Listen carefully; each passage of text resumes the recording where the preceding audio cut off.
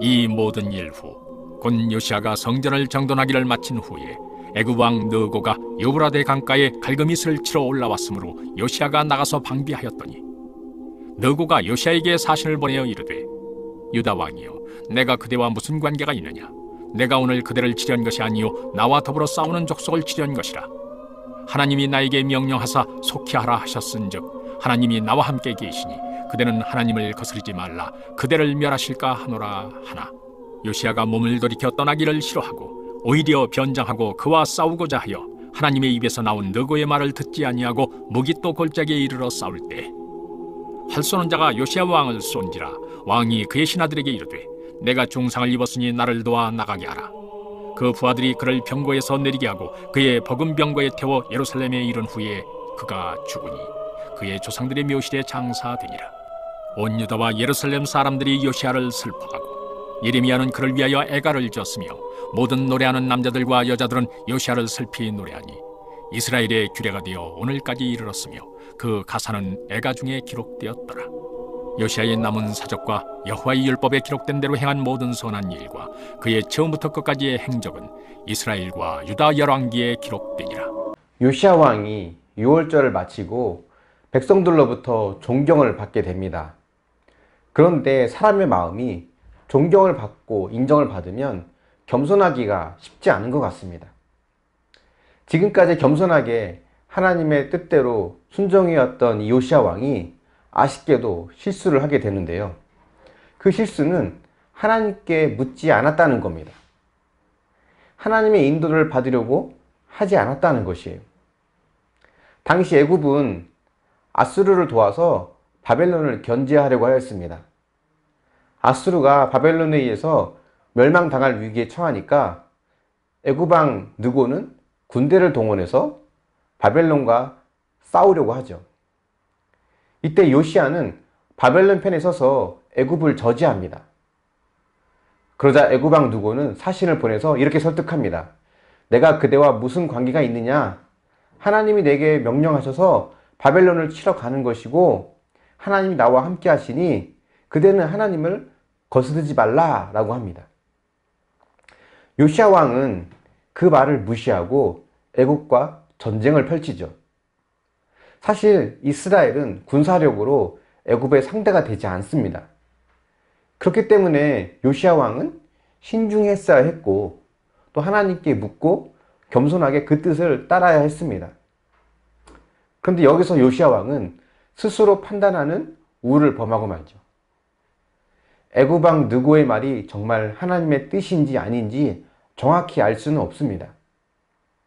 이스라엘의 예언자 누군가가 애굽 왕에게 이야기했을 수도 있고 아니면 그냥 요시아 왕이 물러날 수 있도록 지어낸 말일 수도 있습니다.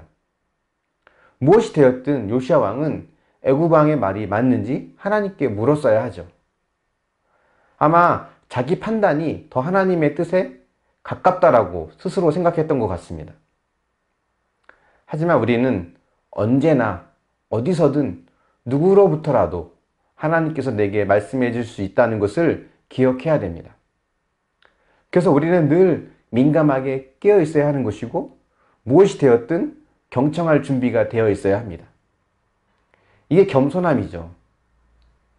요시아 왕은 안타깝게도 자기 뜻대로 전쟁을 펼치다가 이 전쟁에서 전사합니다. 더 이스라엘을 믿음으로 이끌었으면 좋았을 텐데 아쉽게도 요시아 왕은 여기서 죽게 되고 이스라엘의 회복은 멈추게 됩니다. 뿐만 아니라 이 요시아 왕의 방해로 전력 손실을 입은 애굽 왕은 결국 바벨론과의 전쟁에서 패배하게 되는데요. 애굽은 이 패배의 원인이 요시아 왕에게 있다고 생각하고 이 예루살렘으로 쳐들어와서 나라를 쑥대밭으로 만들고 큰 고통을 안겨줍니다. 요시아 왕이 왜 그런 실수를 했을까 생각을 해보면 인간은 누구나 넘어질 수 있다는 것을 또 보여주고 있는 것 같습니다.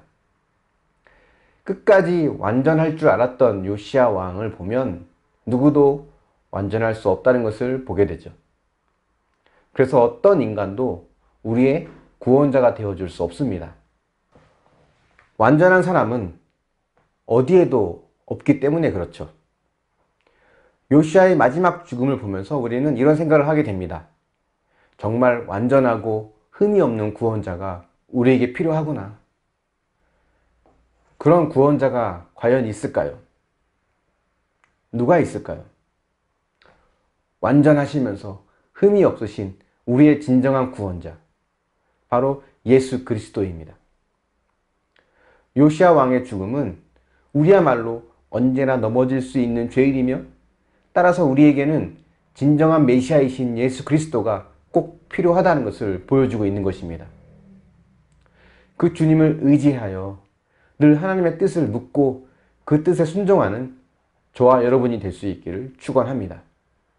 묵상해 보십시오. 하나님께 묻기 위해 기도와 말씀을 가까이 하고 계십니까? 주변 환경 또는 다른 사람들을 통해 하나님께서 내게 말씀해 주시고 있음을 인정하십니까? 최근에는 무슨 말씀을 해주고 계십니까? 기도하겠습니다. 사랑의 하나님, 하나님의 은혜와 사랑이 늘 우리 안에 있음을 고백합니다. 하지만 그럼에도 불구하고 자주 넘어지고 또 실수하는 것이 우리의 또한 모습인 것을 고백합니다. 믿음으로 순종하며 겸손하게 하나님의 뜻을 따랐던 요시야 왕이 마지막에 하나님께 묻지 않아 전쟁에 패하게 되고 또 목숨까지 잃게 되는 것을 보게 되면서 우리 역시 언제나 넘어질 수 있는 존재임을 다시 한번 깨닫게 됩니다. 하나님께서 다양한 방법으로 또 여러 가지 환경을 통해서 또 여러 사람들을 통해서 말씀해 주실 수 있음을 기억하고 늘 겸손하게 귀를 기울이며 하나님의 뜻에 민감할 수 있는 이 모두가 되게 하여 주시옵소서.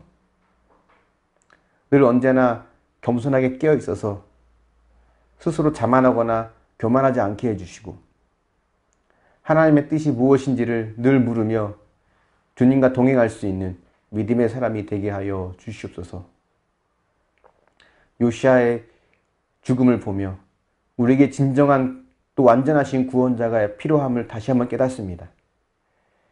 우리의 참 구원자 되신 주님께서 우리 안에 오셔서 우리를 다스려 주시고 우리가 그분의 뜻에 온전히 순종할 수 있도록 끝까지 함께하여 주시옵소서. 감사드리며 예수님의 이름으로 기도합니다. 아멘.